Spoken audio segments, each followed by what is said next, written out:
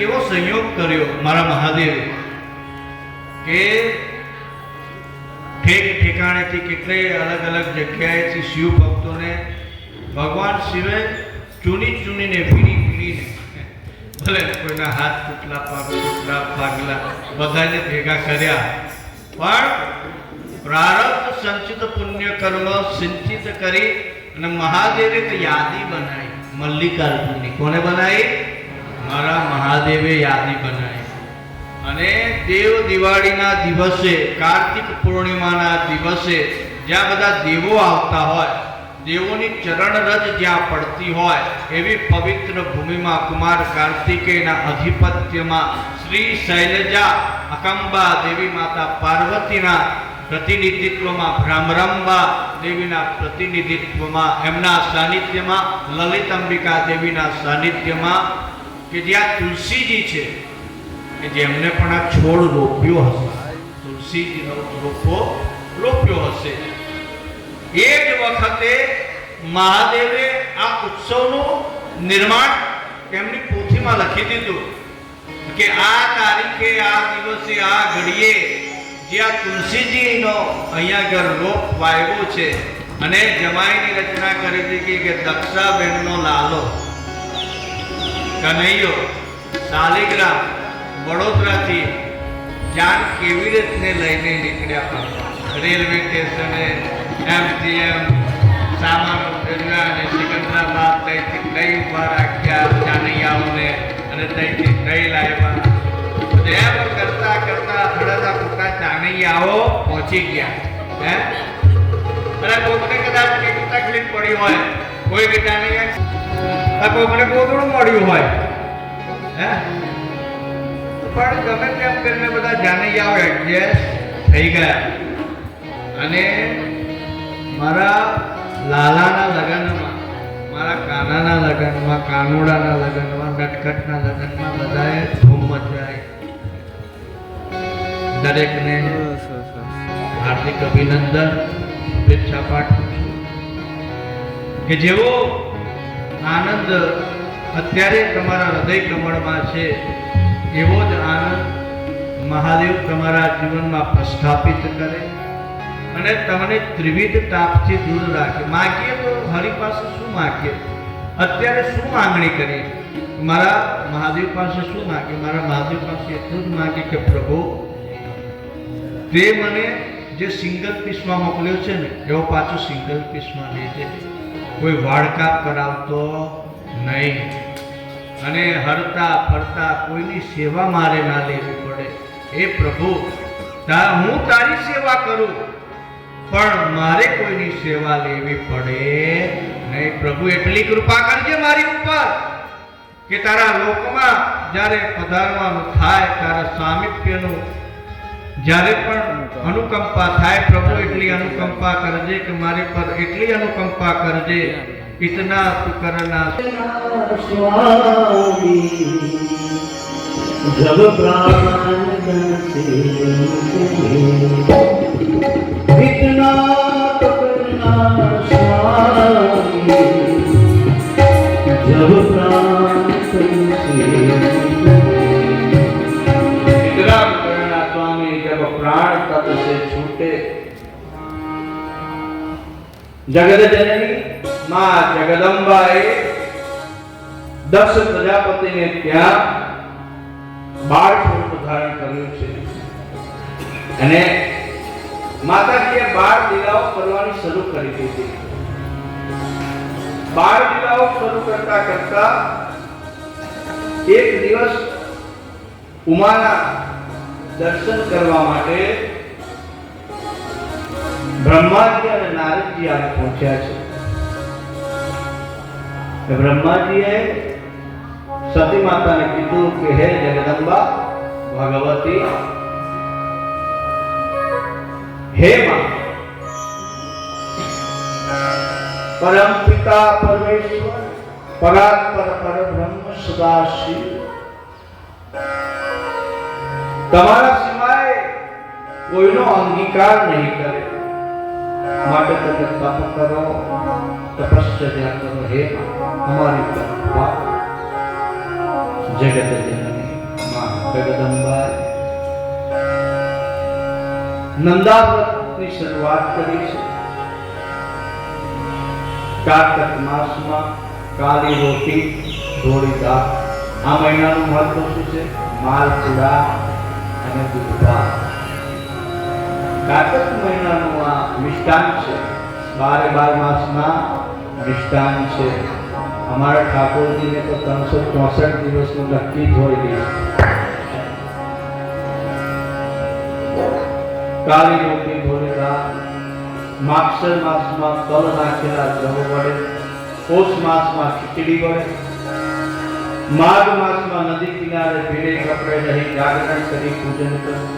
ફાગણ માસમાં પીલા વડે, ચૈત્ર માસમાં કેસુડાના પુષ્પ વડે, મોગરાના પુષ્પ વડે, વૈશાખ માસમાં તલ જવ અને ભાત વડે, જ્યેષ્ઠ માસમાં ભોરિંગીના પુષ્પો વડે, અષાઢ માસમાં કાળા વસ્ત્ર અને ભોરિંગીના પુષ્પોથી પૂજા કરી, શ્રાવણ માસમાં પવિત્ર જનોઈ અને વસ્ત્ર વડે, ભાદ્રપદ માસમાં ફૂલ અને ફળ વડે પૂજન કરી જળનો આહાર કર્યો છે. આ રીતે દ્રઢ વ્રત પાડી અને ભગવાન શંકરનું પૂજન કર્યું. કોનું પૂજન કર્યું? ભગવાન શંકરનું પૂજન કર્યું. અને આ રીતે ભગવાન શંકરનું ધ્યાનપૂર્વક ધ્યાન કરવા માંડ્યું છે. દેવીની આ દ્રઢતા જોઈ સર્વદેવો કૈલાસ પર ગયા અને ભગવાન મહાદેવની સ્તુતિ કરવા લાગ્યા. પશુનામ પતિમ પાપનાશમ પવે ગણેન્દ્રસ્ય દિવસાનામ વરેણ જટાજૂટ મધ્યમ ભરત અંગવાલી મહાદેવ એકમ સ્મરામિ સ્મરામિ મહાદેવ એકમ સ્મરામિ સ્મરામિ. હે જટાની મધ્યમાં ગંગાને ધારણ કરનાર, ભુજંગ સ્થાપિત કરનાર,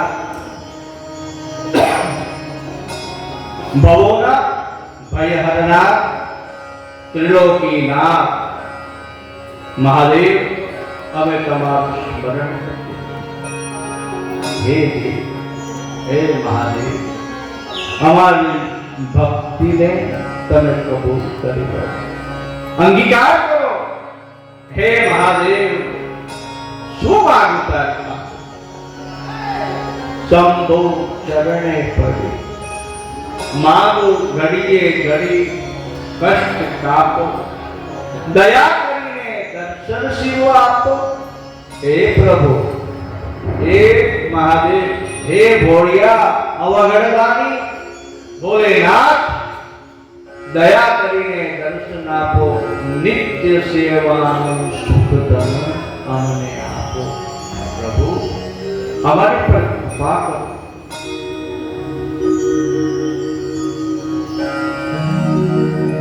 દેવોની સ્તુતિ. ભગવાન શંકર પ્રસન્ન થયા છે. મંદ મંદ મુસ્કુરાતા કહેવા લાગ્યા કે હે દેવો, તમે જે કાર્ય કરવા માટે આવ્યા હોય તે નિર્વિઘ્ન થઈને કહો. બ્રહ્માજી બધા દેવોની પ્રતિનિધિ કરતા કહેવા મહાદેવ,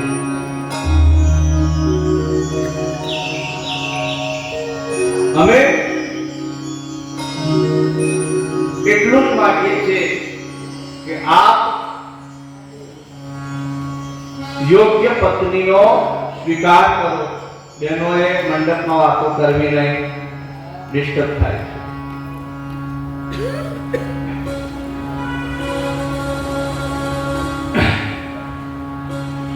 યોગ્ય પત્નીનો સ્વીકાર કરો. ભગવાન શંકરે ના પાડી દીધી, ચોખ્ખી ના પાડી કે જો ભાઈ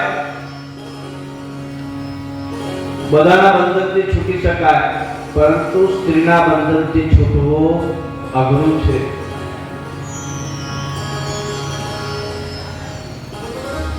એ ભગવાન શંકરે કહ્યું કે જો તમે કહો છો તો મારું તેજ સહન કરી શકે એવી કોઈ સ્ત્રી હોય તો જ મારે વિવાહ કરવા છે, અન્યથા મારે વિવાહ કરવા નથી.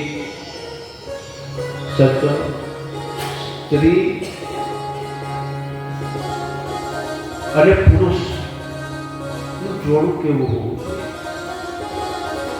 કે રથના બે પૈડા હોય એક સમાંતર ચાલે તો એના જીવનનો ગાળો નિર્વિઘ્ન પસાર થાય છે.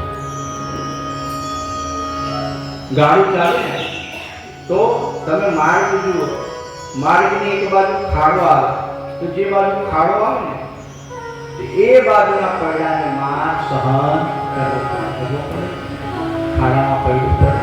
બીજી બાજુ સમતલ હોય એને કઈ કષ્ટ ન પડે, પરંતુ જેના ભાગે ખાડો આવે એને કષ્ટ સહન કરવું પડે. છતાં પણ એ કષ્ટ સહન કરી અને એની જીવન યાત્રાને તૂટવા દેતો નથી. એની યાત્રા સુભેર રૂપે ચાલતી રહે છે. તો આપણી સનાતન સંસ્કૃતિ, સનાતન સભ્યતા, જગતજનની માં જગદંબા એક નિર્દેશ કરે છે. ભગવાન શિવે શિવ મહાપુરાણમાં આજ્ઞા કરી કે અનુકૂળ થનારી સ્ત્રી હોય તો મારે વિવાહ કરવા છે. અત્યારે લગ્ન થવાના હોય, દીકરો દીકરી એકબીજાના સંપર્કમાં આવે એટલે પછી તો તમને એવું લાગે કે સીતારામની જોડે, લક્ષ્મી નારાયણની જોડે, નીરુબેન શરૂઆતમાં આપણું મન હરખાઈ જાય કે આ કેવા દીકરાઓ ફૂલ જેવા છે, કેટલો આનંદ કરે છે, કિલ્લોલ કરે છે. જે આંગણામાં આનંદ અને કિલ્લોલનો કલરવ થતો હોય, પક્ષીઓનો મધુર કલરવ થતો હોય, માળો થતો હોય, ત્યાં આનંદની લાગણી થતો હોય. દિવસ થાય એટલે કલાક કોયલો બોલતી હોય, મોર બોલતો હોય, ને પછી જેમ જેમ દિવસ પસાર થાય ને પછી એ જ ઘરમાં કાગડા બોલતા હોય ને એવો અવાજ કર્કશ અવાજ આવવા લાગે છે. વિધોર ટવકો હતો ને પ્રેમનો એ ગાયબ થઈ જાય. પહેલા જોતા પેલા કેટલા બધા ઉપનામો આપ્યા હોય, જાત જાતનું જાનું મૂકે ને ફલાણું કે ને ટીમ મૂકે ને ધમક મૂકે અને મને તો તારા વગર એક ઘડીએ ના ચાલે. ઓમ ચંદ્ર બધું કે પછી ચંદ્રમુખી પછી સૂરજમુખી. તમે તમારો અનુભવ ના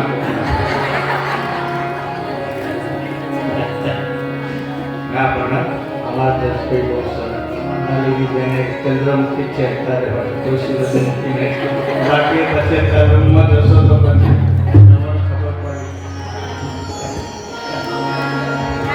અમારા મારી બેનની ફેવરમાં એટલે ટૂંકમાં આટલે હજી તો પહોંચી ગયા. જીવનનું ગાડું મધુરતાથી ચાલતું રહે. જીવનના ગાડામાં અંબાડિયાના ગાડા જેવું છે. ઘડીકમાં નીચે જાય તો પૈડું ઉપર આવે, ઘડીકમાં ધૂપ છે તો ઘડીકમાં છાવ છે. જીવનમાં સુખ દુઃખની ઘટનાઓ ઘટતી રહેતી હોય છે. કોઈ વખત આવેશ આવી જાય, કોઈ ક્રોધ આવેશ આવી જાય, કંઈક કોકનાથી બોલાઈ ગયું, બે ઘડી મીઠો ઝઘડો પણ થઈ જાય. મતભેદ ચાલે પણ મનભેદ ચાલે નહીં. મતભેદ ચાલે, વૈચારિક મતભેદનો સિદ્ધાંત હોય, આવું નહીં આવું, આવું નહીં આવું, પણ છેવટે તો કશું તો થાય ને. કંઈક થવું જોઈએ પણ જુદું પડવું પડે એવી નોબત આવી. મહાદેવે સ્પષ્ટ રેડ સિગ્નલ બતાવ્યો છે કે જો ભાઈ લગ્ન કરતા પહેલા બરાબર ચકાસણી કરજે કે આ પાત્ર તને અનુકૂળ છે તો જ આગળ લગ્નના પગલા માંડજે. પછી એક વખત યજ્ઞની સાક્ષીએ 7 ફેરા 4 ફેરા ફરી લીધા, સપ્તપદીની 7 પ્રતિજ્ઞાઓ તે લીધી. 7 પ્રતિજ્ઞા પુરુષ લે અને 7 પ્રતિજ્ઞા સ્ત્રી લે. કોને કોને પ્રતિજ્ઞા યાદ છે?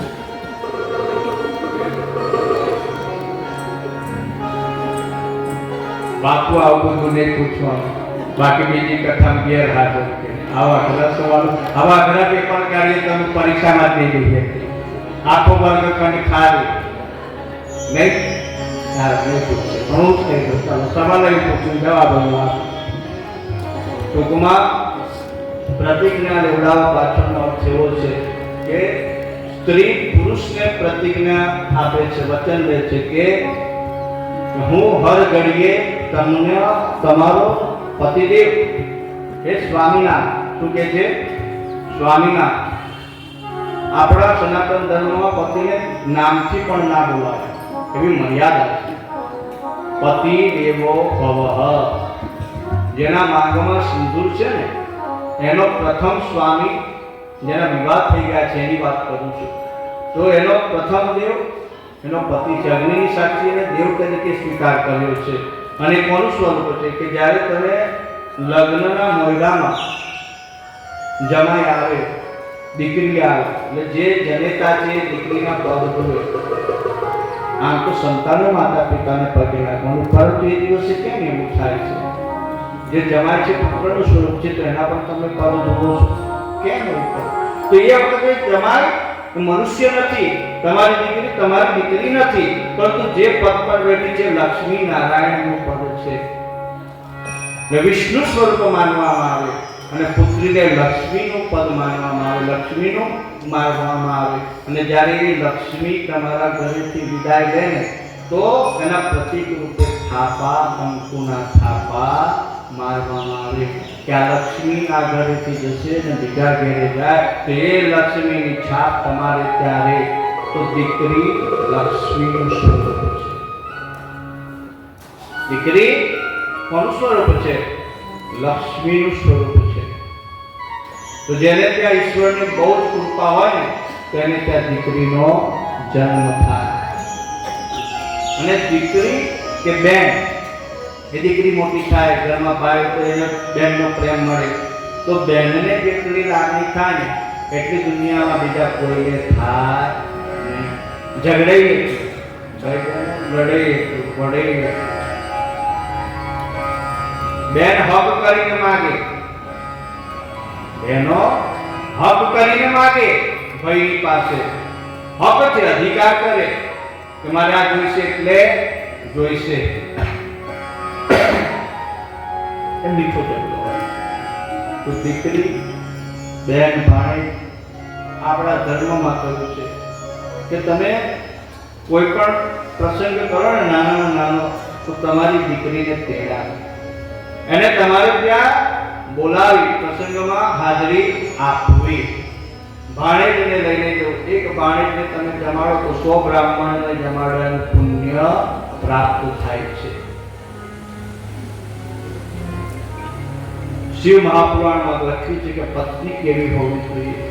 શાસ્ત્ર એવું કહે છે, પત્નીનું નિરૂપણ કર્યું. ભોજનેષુ માતા, કાર્યેષુ મંત્રી, શયનેષુ રંભા. અર્થાત ભોજન પીરસે, ભોજન બનાવે એવું નથી કીધું. ભોજનેષુ માતા એટલે પત્નીનો ધર્મ છે કે એના પતિને પોતાના હાથે થાળી પીરસવી. તમારે ત્યાં નાનો બાળક હોય, એ જીદ કરે, જમે એટલે માં શું કરે? થાળી લઈને એની પાછળ ફરે, પછી બધી વાર્તાઓ કરે, એને બીજી વાતમાં લઈ જાય. જો આમ થયું સુધી કે આમ થયું એમ કરીને કોળીઓ ખવડાય. એટલા જ પ્રેમથી પતિ બહારથી આવ્યો હોય, કાળઝાળ થઈને આવ્યો હોય, બહાર કેટલી જગ્યાએ માથાકૂટ કરી હોય, આ છે તે છે, કેટલા બાર પ્રસંગો બને, આપણને ના ખબર કે એની સાથે બહાર શું થયું છે, શું ઘટના ઘટી, જેના મનમાં શું વવાળો ચાલી રહ્યા છે, આપણને ના ખબર હોય. અત્યારે પણ જ્યારે કોઈ પણ માણસ બહારથી ઘરમાં આવે તો સૌથી પહેલા શાંતિથી એને જળ આપવું, પાણી પીવડાવવું, એને શાંતિથી બેસવા દો. પણ આપણે તો પેલા ભાઈ હજી તો ડોરબેલ વગાડે તો ઘરમાં ઘૂસ્યા ન હોય, બહાર પહેલા કઈથી જ રસોડામાંથી ઘુમાઘૂમ ચાલુ થઈ જાય. આજ કામ થયું, તેમ થયું, તમે આમ ભૂલી ગયા, ફલાણું કીધું, આયા ના લાયા, આટલા મોડા કેમ આયા? એટલે એને શરીરને શ્વાસ તો લેવા દે, ઘરમાં તો આવવા દે. પેલા એમ થાય કે ભલે અહીંથી પાછો વળી જવું, કે આ ભૂલથી કઈ આવી ગયો. કદાચ નોકરી 8 કલાકની હોય ને ભૂલથી ટ્રાફિકમાં ફસાઈ ગયો. સુરત તો ટ્રાફિક બહુ ભયંકર. અમારો બાપુ, મોટો બાપુ મને છોડવા આવ્યો તો ત્યાં આગળ રોહિણીબેનને તેને પછી ત્યાંથી માગે ત્યાં જવાનું વિક્રમસિંહને ત્યાં ઉત્તરાયણ જવાનું. બાપરે અને પેલી જે મિલ છૂટી તમારી ત્યાં સુરત એવા ટ્રાફિકમાં અમે તો ફસાણા. મેં એને કીધું કોઈ બીજો રસ્તો નથી. મને કે મામા આ જ રસ્તો છે, અમને તો આદત પડી ગઈ છે કે અમને આદત પડી ગઈ છે કે મેં કીધું ચાલતા રહે કઈ વાંધો નહીં. તો આટલી બધી સમસ્યાઓ કરી અને કોઈ માણસ બહારથી આવે તો શાંતિ રાખવી જોઈએ. ભોજન કરાવવું જોઈએ. ભોજન શું માતા એટલે કે ભોજનની થાળી પીરસો. જ્યારે માણસ જમવા બેઠું ત્યારે કદીએ કટકટ કરવી જોઈએ. હું તો એમ કહું છું કદીએ કટકટ ન કરવી જોઈએ. એનાથી શું પ્રાપ્ત થાય? તમે માત્ર એટલું જ પ્રાપ્ત કરી શકો, એક અહમને પોષો છો. નાનો તો કે હું સાચી હતી, મેં કીધું એ સાચું, મારી વાત ખોટી નથી. સાચું થવામાં તું કેટલી કડવી થઈ ગઈ છું તને ખબર છે? કડવા કારેલા જેવી થઈ ગઈ છું, કરકશ થઈ ગઈ છે. બે મીઠા શબ્દ તને બોલતા નથી. ભોજન શું માતા પોતાના પતિને એક નાનું બાળક જેમ હોય. એનો મતલબ એમ છે કે અમુક અવસ્થા પછી પતિ તમારા સામે બાળક જેવો થઈ જાય. તમારો પતિ જે હોય ને અમુક અવસ્થા પછી તમે એને એટલો પ્રેમ કરો કે તમારી પાસે બાળક જેવો રહે. ભોજન શું માતા કાર્ય શું મંત્રી એટલે કે કોઈ પણ વિટંબણા આવે, કોઈ પણ તકલીફ આવે તો એની પાછળ એક રાજાને જેમ એનો મંત્રી સલાહ સૂચન કરતો હોય એમ હર ઘડીએ એની સાથે રહી એની સમસ્યા માટેનું સમાધાન કરવું એ એની પત્નીની ફરજ છે. જીવનનો એક સંબંધ એવો છે કે આજીવન ચાલે છે. માતા પિતા અવસ્થા થાય એટલે તમને છોડીને ચાલ્યા જાય. તમારા પુત્ર ની સાથે તમે કાયમ રહેવાના નથી. તમારી અવસ્થા થશે તમે તમારા પુત્રને છોડીને ચાલ્યા જશો. તો તમારા જીવનકાળમાં સૌથી લાંબો અને મધુર સંબંધ હોય છે પતિ પત્નીનો સંબંધ છે. તમે જેટલા પણ દેવોની પૂજા કરો છો તો શું કહો છો? લક્ષ્મી, નારાયણ, ઉમા, મહેશ્વર, રાધા, સીતા શું તમને શીખવાડે છે? તો આપણો ધર્મ નારીની પૂજા કરવાનું શીખવાડે છે. યત્ર નારી પૂજ્યતે તત્ર વસંતી દેવતાઃ. જ્યાં નારીની પૂજા થાય છે જે ઘરમાં નારીનું સન્માન થાય છે, પછી એ નારી સ્ત્રી રૂપે હોય, તમારા પુત્રની બહુ રૂપે હોય, તમારી સાસુના રૂપે હોય, તમારી દીકરીના રૂપે હોય, તમારી નણંદના રૂપે હોય, તમારી દેરાણીના રૂપે હોય, તમારી જેઠાણીના રૂપે હોય, કોઈ પણ રૂપે ઘરમાં નારી જે છે એ નારીની પૂજા થવી જોઈએ. ટૂંકમાં પૂજા એટલે કે રોજ સવારે ઉઠીને એને કંઈ ચંદનનું તિલક કે આરતી કે એવું નથી. પૂજા એટલે કે એનું સન્માન જળવાવું જોઈએ. અને જ્યાં દેવોએ પણ સ્વીકાર્યું કે દેવીના નામ પછી દેવોનું મહાદેવ ત્રિદેવોનું નામ લાગે છે. સચિવ પુરંદરાભ્યામ નમઃ, લક્ષ્મી નારાયણાભ્યામ નમઃ, ઉમા મહેશ્વરાભ્યામ નમઃ. અર્ધાંગીની કહેવાય. અર્ધા અંગનો અધિકાર છે. અને કોઈ પણ વૈદિક કર્મ કરો, યજ્ઞ કર્મ કરો તો પરણિત પુરુષ હોય તો એની સ્ત્રીની હાજરી ત્યાં હોવી જરૂરી છે. એનું ઉદાહરણ છે કે જ્યારે શ્રી રામચંદ્ર ભગવાન લંકા વિજય માટે દરિયા કિનારે પહોંચ્યા, ત્યાં વિજય કામના માટે એમણે શિવલિંગની સ્થાપના કરી. એ રામેશ્વર જ્યોતિર્લિંગ. અને તમને ખબર છે કે લિંગની પૂજા કરાવવા કોણ આવ્યું? રાવણ. કારણ કે એનો નિયમ છે કે તીર્થનો પુરોહિત છે.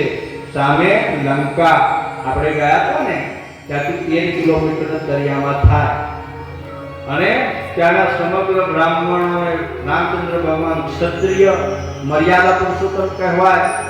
એટલે એમને એમના અનુચરોને સુગ્રીવ ઇત્યાદિને પૂછ્યું કે અહીંયા શ્રેષ્ઠમાં શ્રેષ્ઠ બ્રાહ્મણ કોણ? તો કે આટલા વિસ્તારમાં તો રાવણ જેવો પ્રકાંડ વિદ્વાન બ્રાહ્મણ કોઈ નથી. એટલે રામચંદ્ર ભગવાનને શંકા થઈ. શું થયું? શંકા થઈ, સંશય થયો. રાવણની મહાનતા સંશય થયો.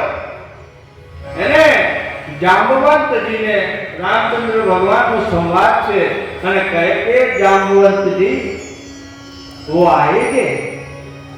जांबवंत जी कहे कि अवश्य आएंगे. जांबवंत રાવણના નાનાનો મિત્ર થાય. એટલે જાંબવંતજી આ પોતે ત્યાં મને કહેણ કહેવડાવે છે અને કહે છે કે તમારે બ્રાહ્મણ તરીકે આચાર્યની વરણી હું કરું છું તમારી, અને તમારે જો આ નીતિ શીખવા જેવી છે કે જે સીતાજીનું હરણ કરીને લઈ ગયો છે અને સીતાજીને પાછા પુનઃ પ્રાપ્ત કરવા માટે રામચંદ્ર ભગવાને 14 વર્ષનો વનવાસ વેઠ્યો છે અને આ યુદ્ધની તૈયારી કરી છે અને એ યુદ્ધમાં વિજય કરવા માટે દુશ્મનને બોલાવે છે અને દુશ્મન આવીને પૂજા કરાવે. રાવણ આવ્યો અને રાવણ મહાજ્ઞાતા હતો. એટલે રાવણે કહ્યું રામચંદ્ર ભગવાનને કે રામચંદ્ર, હું આચાર્ય તરીકે તમારે ત્યાં આવું, પરંતુ તમારી પત્ની મારી પાસે છે. પત્ની વગર પૂજા અધૂરી છે. હું સીતાજીને લઈને આવીશ, પૂજામાં બેસાડી અને પાછા લઈ જઈશ. રાવણ સીતાજીને લઈને આવ્યા છે, પૂજામાં બેસાડ્યા છે, પૂજા પૂરી થયા પછી પાછા લઈને ગયા છે. રહી છાયા પે સીતા માતાને અશોક વાટિકામાંથી લાયા હતા અને છાયા રૂપે ત્યાંની સાથે બેસાડ્યા હતા અને છાયા રૂપે પાછા લઈ જાય છે.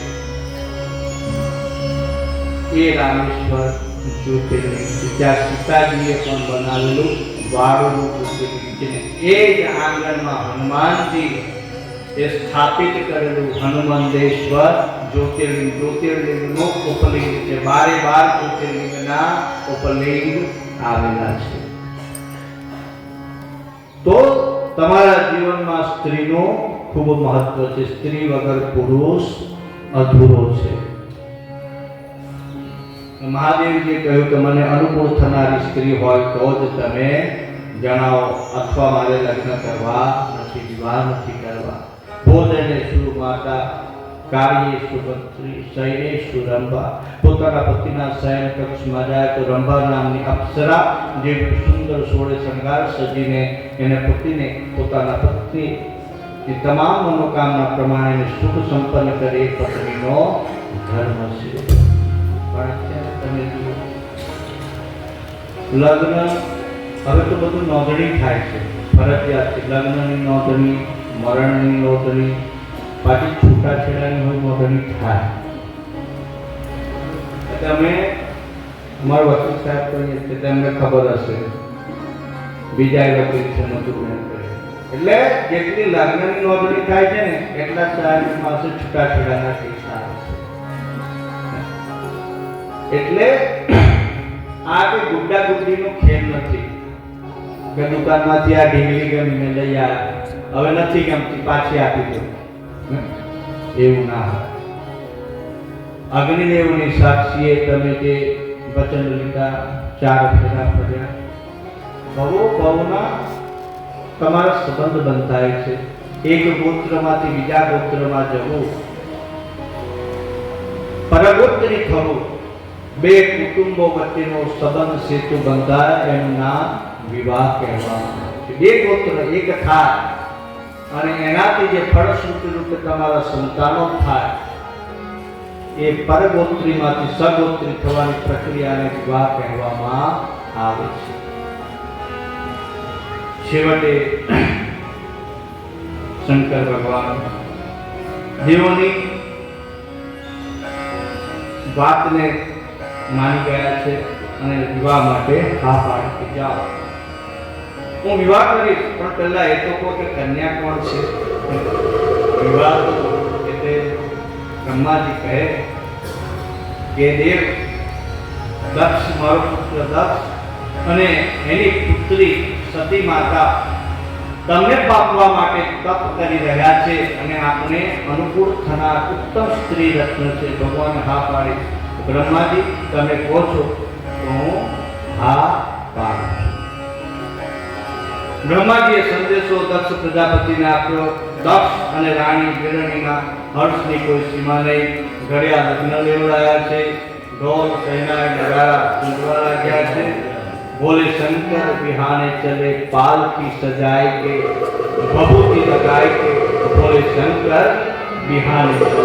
भगवान શંકરની જાણે પ્રસ્થાન કર્યું છે. ચૈત્ર સુદ 13 સૂર્ય ફાલ્ગુની નક્ષત્રમાં હતા. શુભ મુહૂર્તમાં જાન આવી છે. દક્ષના દ્વારે જાન આવી પહોંચી. દક્ષ પ્રજાપતિએ ઉમળકા ભેર સ્વાગત કર્યું. વિવાહ વિધિ બ્રહ્માએ કરાવ્યો. ભગવાન શંકરે સતીનું પાણી ગ્રહણ કર્યું છે અને જોત જોતામાં આખો પ્રસંગ પૂરો થઈ જાય. લગ્નની જે હોય ને ઘડીઓ એ ક્યાં જાય ને ખબર ના પડે. દીકરી ક્યારે મોટી થઈ જાય, દીકરી ફૂલના છોડ દે ક્યારે મોટી થઈ જાય ખબર ના પડે. અને મોટી થતા હવે પછી આપણને ચિંતા થાય કે હવે દીકરીને પરણાવીને કોઈ સારું ઘર હોય તો એના હાથ પીડા કરશે. ને જોતામાં બધી ઘડીઓ આવી જાય. લગ્નના માંડવોય સજાઈ જાય અને જાનૈયાઓ આવી જાય. ઢોલ ફટાકડા બધું જ થાય. સગાવાળા આવી જાય. આખો પ્રસંગ જોતામાં કન્યા વિદાયની ઘડી આવી. કન્યા તત્પા થાત સદા તત્વ કેવલ સુતો શિવાત્મો પ્રસન્નો તો નિખરમ મંગલાલયમ. તો કન્યા, જેના જે કન્યા હોય, લગ્નનો પ્રસંગ હોય એટલે એને બે વેદના થાય. એક હર્ષની લાગણી થાય કે ચાલો મારી દીકરીને સારું કરું, અને બીજી લાગણી એવી થાય કે આ મારી દીકરી હવે મને છોડીને ચાલી જશે.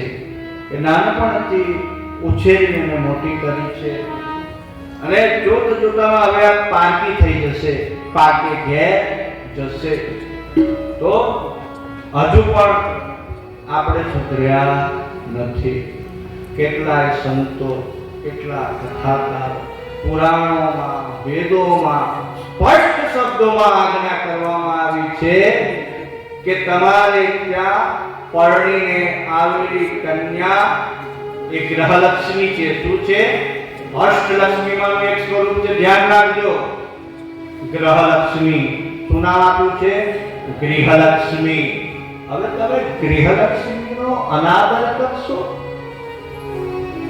એને મેણા મારશો, એને જાત જાતના શબ્દો કહેશો.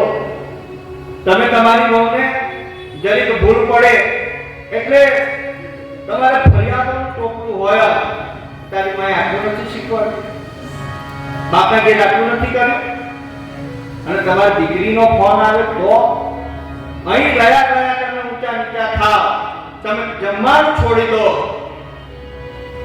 કે મારી દીકરીને આટલી તકલીફ. તો તારા ઘેર આવેલી વહુ કોઈની દીકરી નથી, તો એ વહુમાં તારા દીકરીના તું દર્શન કર. કુદરતનો નિયમ છે. તમે વહુ પાસે બધી અપેક્ષા રાખો કે વહુ મારી સેવા કરવી જોઈએ, વહુ મારી આ વાત માનવી જોઈએ, મારા કુટુંબના બધા નિયમોનું પાલન કરે. અને દીકરીને તમે એમ કહો કે જો બહુ સાસરીમાં બહુ ડાઈ થતી નહીં, છાની માની લે દે, બહુ બધું પી ના થતી. આ માં આવું શીખવાડે. પણ માએ એવી શીખવાડવા આપવી જોઈએ કે જો બેટા આજથી તારું સાચું ઘર તારા સાસુ સસરા છે. તારા સાસુ સસરામાં અમારા દર્શન કરજે. માતા પિતાના દર્શન કરજે, એમની સેવા કરજે, તો અમને ખૂબ જ ગૌરવ થશે, અમારા કુળનું નામ રોશન થશે. પરંતુ આપણે ત્યાં પરંપરા જેવી બધી ઊંધી ચાલતી આવે છે. દીકરી નાની હોય એટલે એને અલગ ટ્રીટમેન્ટ આપવામાં આવે અને દીકરાને અલગ ટ્રીટમેન્ટ આપવામાં આવે. કેમ? તો કે ભાઈ આ તો આની પાસે ખર્ચો કરીને શું મતલબ છે, ને ભણાવવાની શું કરવા માટે? આપણે ત્યાં ભણાવવાનું છે, નોકરી કરશે તેની સાસરીમાં જશે. આ તો મને મારો દીકરો તો મને કમાઈને આપશે, પછી થાય શું? એ દીકરાને બહુ ભણાવો, બહુ ગણાવો, પરદેશ આ ઘરની જમીનો વેચીને જે જમીનો રહી હોય ને ખેતરો, એ ખેતરો વેચીને પરદેશમાં કરતા કઈ કહેતા કે કેનેડા હોય કે કેનેડા જવાનું કે ન્યુઝીલેન્ડ, ઓસ્ટ્રેલિયા, એબ્રોડ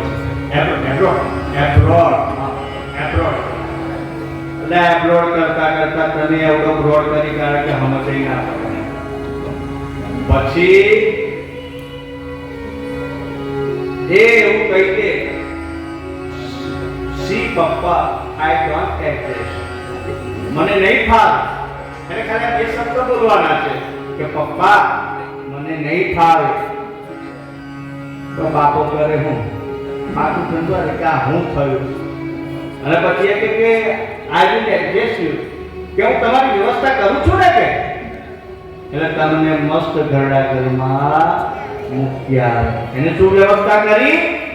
તમે તમારા ઘર બાર વેચીને એને ભણાયો, ગણાયો, સમાજમાં પ્રતિષ્ઠિત કર્યો, તમે નામ આપ્યું, ઇજ્જત આપી, ચાર માણસોમાં બેસતો કર્યો. પછી એ ચાર માણસોમાં બેસેલો વ્યક્તિ શું કરે છે કે તમને તમારા ઘરમાંથી, તમારી સંપત્તિમાંથી, તમારા કુટુંબમાંથી ઘરડા ઘરમાં મૂકવાની તૈયારી કરે છે.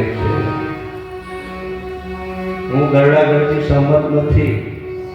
આપણી પરંપરા નથી આ. આપણી પરંપરા ગુરુકુળની પરંપરા છે. આપણે ત્યાં બાળકોને પહેલાના સમયમાં ગુરુકુળમાં મોકલવામાં આવતા. અને ગુરુકુળ કેવા?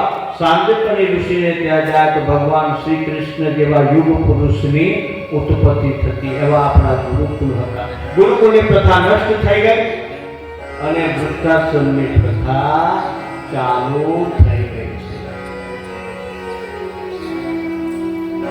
વૃદ્ધોની સેવા થવી, વૃદ્ધ માતા પિતા હોય ને એની સેવા થવી જોઈએ. અને વૃદ્ધ થઈ જાય ને એટલે એમનો સ્વભાવ કંઈક વિચિત્ર થઈ જાય. હું સ્પષ્ટ કહું છું કે અમને યાદ ના બારે ઘરે કઈ ને કઈ એવી ચેષ્ટા કરી કે તમને ખબર ના પડે. નાનું બાળકોને એવી બધી ચેષ્ટાઓ કરતા હોય. પરંતુ તમારે તો સમજવાનો પ્રયત્ન કરવો જોઈએ. કારણ કે જે રીતના જીવ્યા હોય, જે રીતના એમનું જીવન ગુજરાન થયું હોય, હવે એમના શરીર જ એમને ભારરૂપ લાગતું હોય, ખાધેલું પચતું ના હોય, શરીરમાં જાત જાતની વેદનાઓ હોય, અને એમને પછી એવું લાગવા લાગે કે હવે હું ભારરૂપ છું. એ પોતાની જાતને ભારરૂપ માનવા લાગે અને પછી એમ લાગે કે હવે મારું કોઈ સાંભળતું નથી. આ દરેક વૃદ્ધોની કોમન સમસ્યા છે. પરંતુ બધાને જવાબ દો. તમે તમારી દીકરીને સારા સંસ્કાર આપો. હું કાયમ કથામાં કહું છું કે કથામાં નાના બાળકોને અવશ્ય લાવો. કારણ કે હવે તમે ક્યારે જશો ખબર નથી, ક્યારે તમારી ટિકિટ કપાઈ જશે ખબર નથી. પરંતુ હવે જે ભવિષ્યનું ભારત છે, જેનું નિર્માણ થવાનું છે, સનાતન ધર્મની જો તમારે જાળવણી કરવી હોય તો તમારા બાળકોને સક્ષમ બનાવો. એમને તમારા ધર્મના સંસ્કાર આપો, એમને સનાતન ધર્મના સંસ્કાર આપો, એમને તમારા સંત પુરુષોની એમના જીવન ચરિત્ર કઈ સંભળાવો. પરંતુ અત્યારે બાળક નાનું હોય એટલે જ્યારે ઘૂંટણીયા ખેંચતા ના શીખ્યું હોય એટલે પેલું રડતું હોય એટલે એની આગળ પેલું મોબાઈલ લઈને મૂકી દે, ચાલુ કરીને કાર્ટૂન ચાલુ કરીને મૂકી દે. એ ખાતું ના હોય એટલે કાર્ટૂન કરે જોડાઈને મારે મોટી કરે. જ્યારે મોબાઈલ નતા તો તમારી માએ તમને કેવી રીતના ઉતાર્યા? જે સમયમાં મોબાઈલ નતા એ સમયે માતાઓ હાલરડા ગાતી ને હાલરડા કહેવાતા. માં જીજાબાઈ હાલરડું ગાય, છત્રપતિ શિવાજીને હાલરડું ગાય અને જીજાબાઈએ હાલરડા ગાયા અને એ ઘોડિયામાં છત્રપતિ શિવાજી, આ છત્રપતિ શિવાજીનું સ્મારક છે. સામે ગુલાબી બિલ્ડિંગ દેખાય છે ને, એમાં છત્રપતિ શિવાજી સ્મૃતિ મંદિર છે. અને અહીંયા આગળ આ ભૂમિ પર એમના કુળદેવી ભ્રામરાંબા દેવી અને છત્રપતિ શિવાજી નિત્ય દર્શન કરવા મલ્લિકાર્જુનમાં એ સમયે નિત્ય આટલા જંગલમાં પણ આવતા અને ભ્રામરાંબા દેવી એમને ખડક અર્પણ કરેલું એ આ ભૂમિ છે. તો બાળકોનું જે સિંચન કરો છો એમાં તમે વીરરસ એમને અર્પણ કરો કે જ્યારે ધર્મને જરૂર પડે ને તો ભગવાન શ્રી કૃષ્ણએ આજ્ઞા કરી છે કે જો કોઈ તમારા ધર્મ તરફ આંગળી કરે તો માઇક આંગળા બનીને બેસી ન રહેતા. જો કોઈ આંગળી કરે ને તેનો હાથ કાપી નાખતા અને ખચકાતા. અને આ સનાતન ધર્મ છે. સનાતન ધર્મના હિન્દુઓ સર્વ ધર્મ ભાવનાની સાથે આગળ વધે છે, પરંતુ એમની દયા ભાવને જો વિધર્મીઓ ડરપોકતાની નિશાની સમજે તો ભૂલી જજો. સનાતન ધર્મી ડરપોક નથી, કાયર નથી, પરંતુ જે દિવસે સિંહ બચ્ચા, સિંહનું તો જંગલમાં એક જ બચ્ચું હોય હે, અને ગીરડાઓના ટોળા હોય, શિયાળોના ટોળા હોય, વસ્તીથી કોઈ ફરક પડતો નથી. તમારા 10 હશે પણ અમારો 1 હશે તો બહુ છે. પણ અમારો એક જીવો એવો હોવો જોઈએ કે એક પ્રાણ નાખે ને તો આખું જંગલ ખડબડી ઉઠવું જોઈએ. એક સ્વામી વિવેકાનંદ પેદા થાય, એક છત્રપતિ શિવાજી પેદા થાય, એક મહારાણા પ્રતાપ પેદા થાય તો આખા એક પૃથ્વીરાજ સિંહ સોલંકી પેદા થાય તો આખી દુનિયાને હચમચાવી નાખવાની તાકાત સનાતન ધર્મમાં છે. સનાતન ધર્મની બહેનોમાં, એના દૂધમાં, આપણી ભારતની ભૂમિમાં એ તાકાત છે કે વીર પુરુષોને ઉત્પન્ન કરવાની તાકાત આપણી સનાતન ધર્મની બહેનોમાં છે. દૂધની એ ભૂમિની એક તાસીર છે. તો એટલું જ કહું કે આ બહેનોને કે તમારે કઈ ના હોય તો તમારા વીર પુરુષોના આખ્યાન તમારા નાના બાળકોને કઈ સંભળાવવા. પછી પેલું ગોપાલના પડીકો ખાઈ મોટું થયું હોય, કુરકુરે ખાઈ મોટું થયું હોય, ટોમ એન્ડ જેરી ને પોકેમોન જોઈને મોટું થયું હોય, અને પછી કૌશિક ના એમાં તો વીર છે કૌશિક પાછળ મોટે ભૂદેવ પરશુરામ. એટલે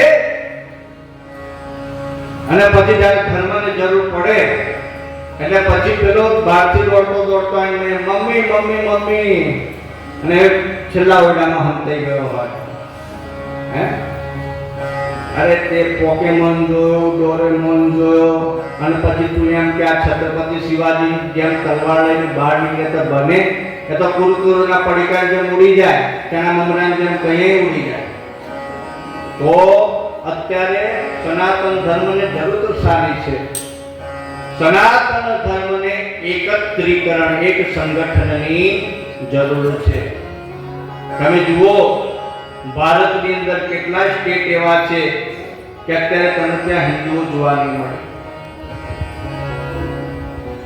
તમારે તમારા તહેવારો કરવા હોય તો પોલીસ પ્રોટેક્શન માંગવું પડે. તમારે તમારી ભૂમિ ઉપર તમારા દેવોની પૂજા કરવા માટે પણ સંરક્ષણ માંગવું પડે છે. આવનારા દિવસો કેવા હશે? ને આપણે તો એમાંથી જ ઊંચા નથી આવતા કે હું સ્વામિનારાયણ, હું રાધા સ્વામી, હું વૈષ્ણવ, અમે તો ફલાણા ગુરુજીના ચેલા, અમે તો ઢીકણા ને ઢમકડાના ચેલા, કે મારને ગોળી એ બધાને એક જ વાત કર કે હું હિન્દુ છું, બસ એટલામાં બધું આવી ગયું. હું ભારતનો સંતાન છું. ભારત માતા કી જો પેલા ભાઈએ મને ટ્રેનમાં સૂત્ર કીધું, હમણાં એક નવું સૂત્ર આવ્યું, હે કટોગે તો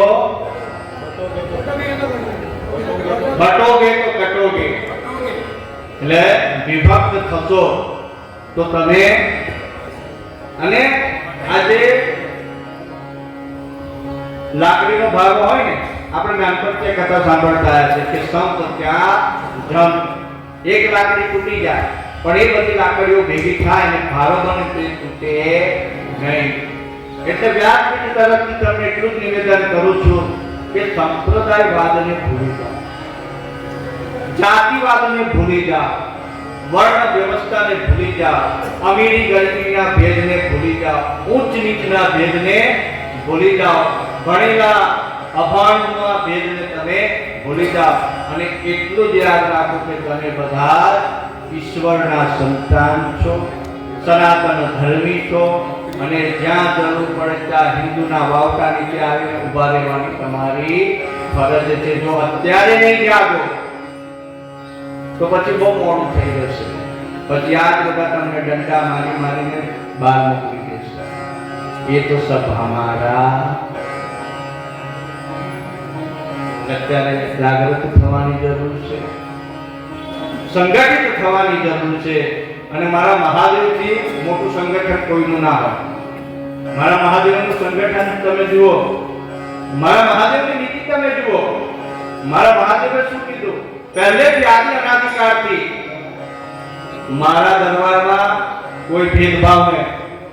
ભૂત આવે વેલકમ, પ્રેત આવે વેલકમ, સાધુ આવ્યો વેલકમ, યક્ષ આવ્યો વેલકમ, સર્પ આવ્યો વેલકમ, સિંહ આવ્યો વેલકમ. બધાને ભગવાને પોતાના ગળે લગાડ્યા છે. જેને કોઈના સંગ્રહે ને એને મારા મહાદેવે સ્થાન આપ્યું છે. બિચ્છુના બાળા બનાવ્યા, તક્ષક નાગને પોતાના ગળામાં ધારણ કર્યો છે. નંદીને કોઈ નંદીની સામે ના જાય તો નંદીને ઉપર ધર્મનો ભાર મૂકી દીધો અને ધર્મ વૃષભ ધ્વજાય નમઃ ધર્મનો ભાર આપ્યો છે અને પોતાના પરિવારમાં સામેલ કર્યા છે. આ કેવા લોકો છે ભાઈ? જન્મજાત વેરી છે. એટલે કહેવાય ને કે અજાત શત્રુ. આ તો મારો જન્મજાત શત્રુ છે. કોઈને ના બનતું હોય ને ત્યાં ડાયલોગ બહુ સાંભળવા પડે. ત્યાં મારો છે ને, અમારા કુટુંબી હતા, અમારા મને આજે ખબર છે.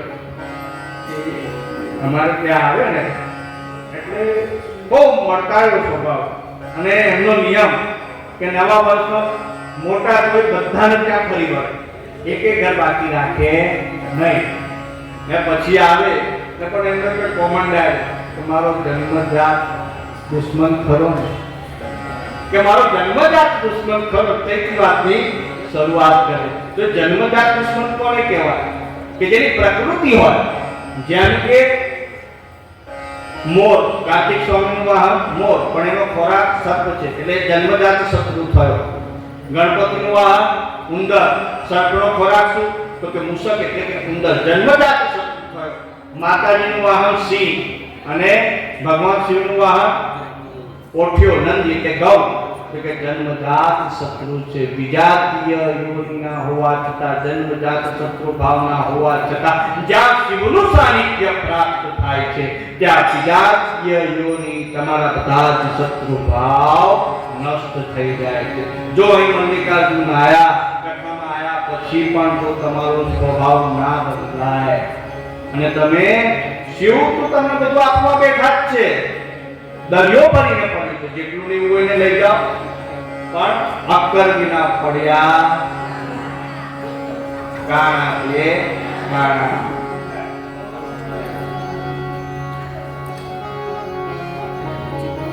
ભગવાન શંકરના વિવાહમાં કન્યા વિદાય થાય છે અને કન્યા વિદાયનો પ્રસંગ એવો હોય કે ગમે એવો મુછાળો બાપ હોય કે જેના નામથી આખી દુનિયા ડરતી હોય, આ મોહલ્લામાં નીકળે ને એટલે લોકો આઘા પાછા થઈ જાય, એવો બાપ હોય પણ એ બાપની આંખોમાં આંસુ આવી જાય. એનું કારણ છે દીકરીનો પ્રેમ.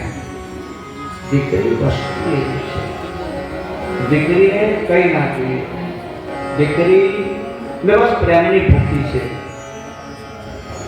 સતી માતાનું આખ્યાન તમને એ જ શિવ મહાપુરાણના માધ્યમથી જ સમજાવે છે કે દીકરીનું મહત્વ તમારા જીવનમાં કેટલું છે. દીકરીને બધું આપો, પણ દીકરી જતા જતા એની માને જ્યારે છેલ્લે જાય ને ત્યારે એની માને એટલું જ કહે કે માં તું બીજું કહે પણ મારા બાપનું તું ધ્યાન રાખજે. દીકરીને એનો બાપ ખૂબ જ વાલો હોય, એને બીજું કઈ ના જોઈએ. એટલે એનો બાપ ખૂબ જ વાલો હોય, ગમે એવો હોય ને પણ એનો બાપ બહુ વાલો હોય. તમે એને આપી સોનાથી શણગારી દો પણ એને એનો બાપ ખૂબ જ વાલો હોય. કાળજા કેરો કટકો મારો હાથથી છૂટી ગયો, કાળજા કેરો કટકો મારો હાથથી છૂટી ગયો, દાદ જોને હું જોતો રહ્યો, કાળજા કેરો કટકો મારો હાથથી છૂટી ગયો. કાળજા કેરો કટકો મારો, કાળજા કેરો કટકો મારો હાથથી છૂટી ગયો, કાળજા કેરો કટકો મારો. જાન ગઈ મારી જાન લઈને જોતો રહ્યો, કાળજા કેરો કટકો મારો, કાળજા કેરો કટકો મારો હાથથી છૂટી ગયો, કાળજા કેરો કટકો મારો. આ તમારા કાળજાનો કટકો છે. તમારા રુધિરથી એનું નિર્માણ થયું છે, તમારા અંગથી એનું નિર્માણ થયું છે, તમારું અંગ છે. અને એ અંગને જો કોઈ પીડા થાય તો આપણને કેટલી વેદના થાય. તમને માથું સાધારણ દુખતું હોય તમે બેચેન થઈ જાઓ, તમને દાળ દુખતી હોય તમે બેચેન થઈ જાઓ. તો તમારું અંગ છે, જીવતું જાગતું અંગ છે, ભલે શરીરથી અલગ છે પરંતુ તમારું હૃદય તમારો આત્મા એક છે. તો એને પીડા થાય તો એના મા બાપનું કેવું કાળજું કપાઈ જાય. જેની સાસરીમાં એની દીકરીને કઈ તકલીફ થાય બિચારું કઈ કહી ન શકે, પરંતુ એને ખૂબ જ પીડા થાય, એની આંતરડી કકડી ઉઠે છે કે રે મારે આ દિવસ જોવાના, મારી દીકરીને મારી સાસરીમાં આટલી બધી તકલીફ છે. એ ખૂબ જ નિશાસા નાખે છે, ખૂબ જ નિશાસા નાખે છે. ભગવાનને પ્રાર્થના કરે છે, એ પ્રભુ મારી પ્રાર્થના કેવી હોય, એ પ્રભુ મારી દીકરીના બધા કષ્ટ મને આપી દે, મારા બાળકોના બધા કષ્ટ મને આપી દેજે, મારી આયુ એને લાગી જાય પરંતુ એ મહાદેવ તું એની રક્ષા કર.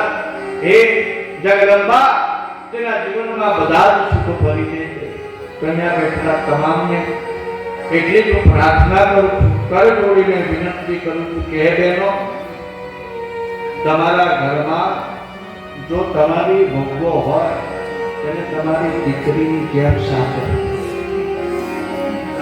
અને દીકરીઓને પણ પ્રાર્થના કરો કે તમે તમારી અહીંયા રહ્યા તમે રોજ તમારી માને ફોન કરતા કે માં તે ખાધું હું બનાવ્યું. અને પોતે તમારી જીવતી જાગતી સાસુ હોય, દીકરાની માં હોય, હવે એને ખાધું કે નથી ખાધું એ અલગ થઈ ગયા, ચૂલા અલગ થઈ ગયા. હે જેના ચૂલા અલગ થાય ને એના મન અલગ થઈ જતા.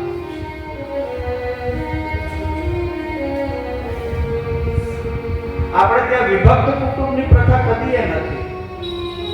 આપણે ત્યાં સંયુક્ત કુટુંબની પ્રથા છે.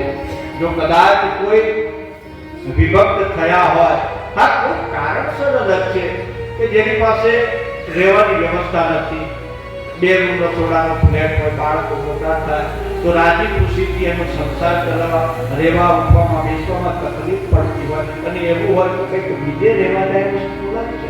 પણ તમારી પાસે વ્યવસ્થા છે, બધું જ છે, છતાં પણ એક જ ઘર હોય તો કે ઉપર અમે રહીએ નીચે તમે, એ કેવી પ્રથા? એને શું કહેવામાં આવે? આ જ ઘટના બહુ એવું વિચારવાનું કે જો મારા માતા પિતા સાથે થાય તો, મારી ભાભી મારી મા સાથે આવું કરે તો આપણે ભાભીને શિખામણ આપવા જોઈએ, ભાભીના દોષ કાઢીએ, પરંતુ એ જગ્યા પર પોતાની જાતને મૂકી દો. દરેક પાત્રએ એ ઘટના પહેલા પોતાની જાતને ત્યાં મૂકીને જોવાની કે જો મારી છોકરી હોય, મારી પુત્રી હોય અને એને આવું થાય તો હું શું કરું. અને વહુએ પણ એ ઘટના કરી કે મારા માતા પિતાને દુઃખ પડે તો શું થાય. તો દીકરીઓ પોતાના સાસુ સસરાની માતા પિતા તરીકે સેવા કરે. અને સાસુ સસરા, હું એમ નથી કહેતો તાળી હંમેશા બે હાથે પડે, કોઈનો પક્ષ લેતો નથી. એક હાથે કરીએ તાળી પડતી નથી, પરંતુ કઈક સમાજ વ્યવસ્થામાં ત્રુટિ આવી ગઈ છે. એ લોકો વિભક્ત થતા થઈ ગયા. ભાઈને સગા ભાઈની જોડે ના બને, બેનની જોડે ના બને, માતા પિતાની સંતાનો જોડે ના બને, વહુઓને સાસુઓ જોડે ના બને. કઈ દિશા તરફ આપણો સમાજ જઈ રહ્યો છે ખબર પડતી નથી. પહેલાના સમયમાં આટલો બધો કળસી કુટુંબ હોય, તમે જ નાના હશો તો તમારા ઘેર કેટલા મહેમાન આવતા હતા.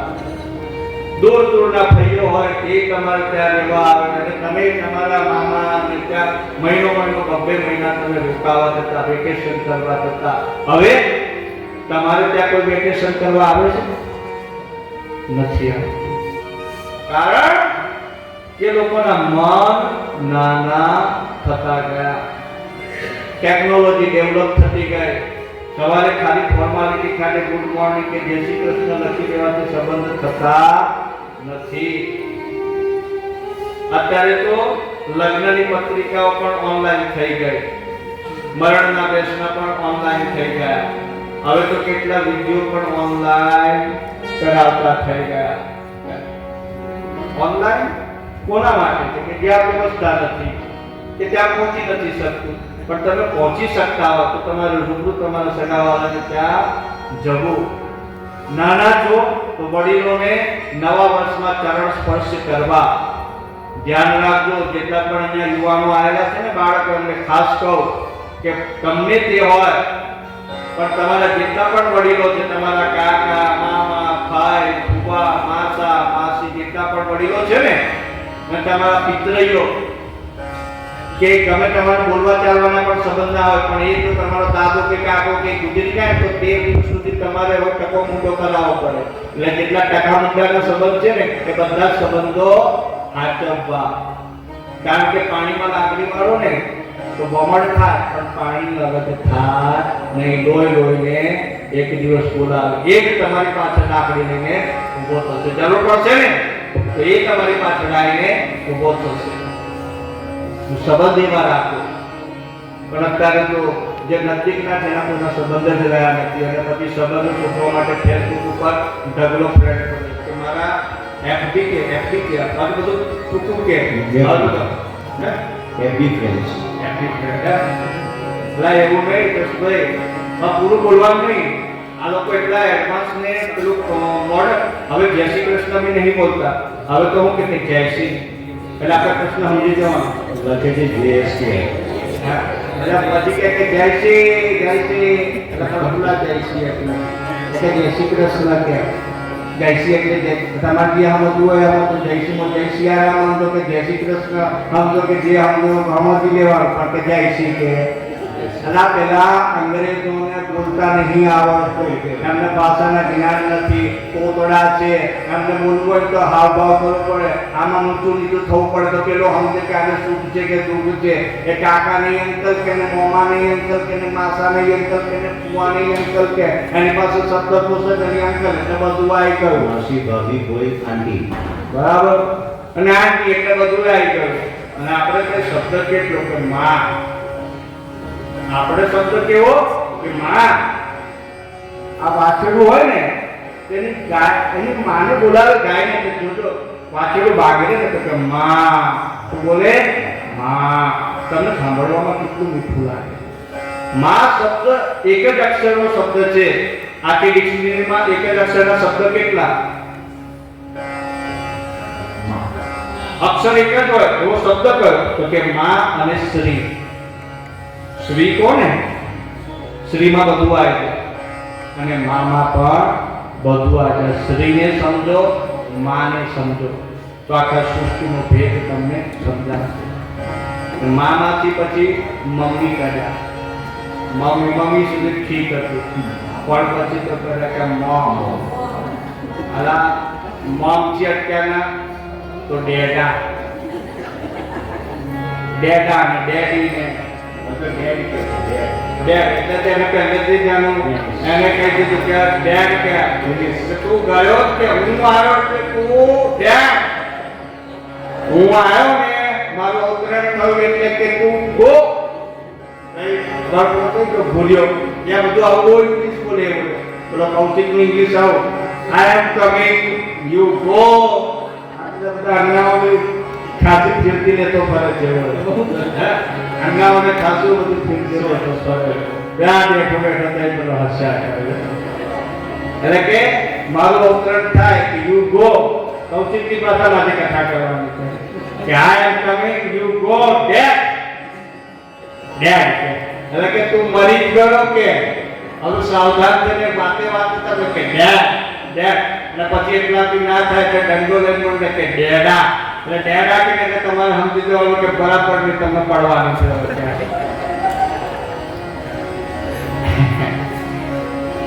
ડેડા થઈ ગયા અને એવા ટેડા કરી કરીને તમને ડેડા કરતા કામ દેતા ભગવાન શંકર અને સતી માતાનો ગૃહસ્થાશ્રમ શરૂ થયો. ખૂબ સુંદર ગૃહસ્થાશ્રમ છે. ભગવાન શંકરે ઉત્તરાખંડમાં માતા સતીને જ્ઞાનનો બોધ આપ્યો છે. 64 પ્રકારના શાસ્ત્રોનું વર્ણન કર્યું. ખૂબ જ લાંબુ છે. ટૂંકમાં તમને 2-4 આજ્ઞા કહી સંભળાવું. ભગવાન શંકર સતી માતાને પ્રથમ ઉપદેશ આપે છે કે દેવી વિશિષ્ટ જ્ઞાન એટલે વિજ્ઞાન. શું કહ્યું? વિશિષ્ટ જ્ઞાન એટલે કે વિજ્ઞાન. વિજ્ઞાનને તમે પરમ તત્વ સમજો અને વિજ્ઞાન કહ્યું અહમ બ્રહ્માસ્મિ તે વિજ્ઞાન છે. હું શુદ્ધ આત્મા છું. હું શુદ્ધ આત્મા છું. એ શુદ્ધ બુદ્ધિને વિજ્ઞાન કહેવામાં આવે છે. ભક્તિ વિજ્ઞાનની માતા છે અને જેને ભક્તિ ગમતી નથી એને વિજ્ઞાન ગમતું નથી. ભક્તિ 2 પ્રકારની, નૈતિક, અનૈતિક, અને એ નૈતિકના 6 પ્રકાર.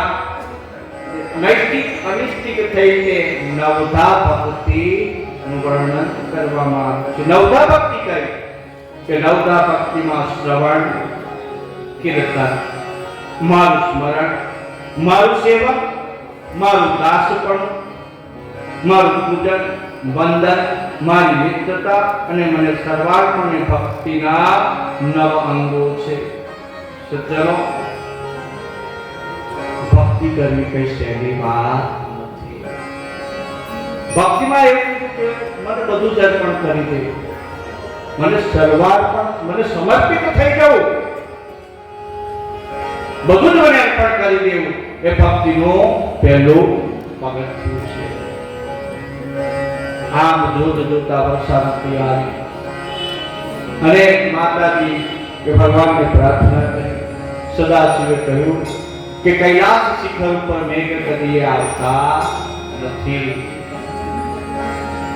એક દિવસ માતાજી એમની શક્તિઓ સાથે સ્નાન કરતા અને ત્યાં ચંદ્ર વિમાનમાં બેસીને ત્યાંથી એની 27 પત્નીઓની સાથે પસાર થયો ને માતાજીએ ચંદ્રને રોક્યું કે ક્યાં જાય છે? ચંદ્ર કે મોટી બેન તમને નથી ખબર કે પિતાજીએ કંથલમાં બહુ મોટા યજ્ઞનું આયોજન કર્યું છે અને અમે બધા જ જઈએ છીએ. એટલે માતાજીને થયું કે મારા પિતાએ યજ્ઞનું આયોજન કર્યું, મને ના બોલાવ્યું. એટલે જલ્દી માતાજી સરોવરમાંથી બહાર આવ્યા અને ભગવાન શંકર સભા ભરીને બેઠા હતા. એટલે માતાજીએ ભગવાન શંકરને શીઘ્રતાથી કહ્યું કે મારે કામ છે. ભગવાન શંકર બધું જાણતા હતા કે બોલો દેવી શું કામ છે? તો કે મારા પિતાજીને ત્યાંથી કોઈ સંદેશો આવ્યો છે? એટલે માતાજીને એમ કે ભગવાન શંકર તો કદાચ કીધું હોય કે એમના ગણોને કીધું હોય ને મને કહેવાનું ભૂલી ગયા હોય.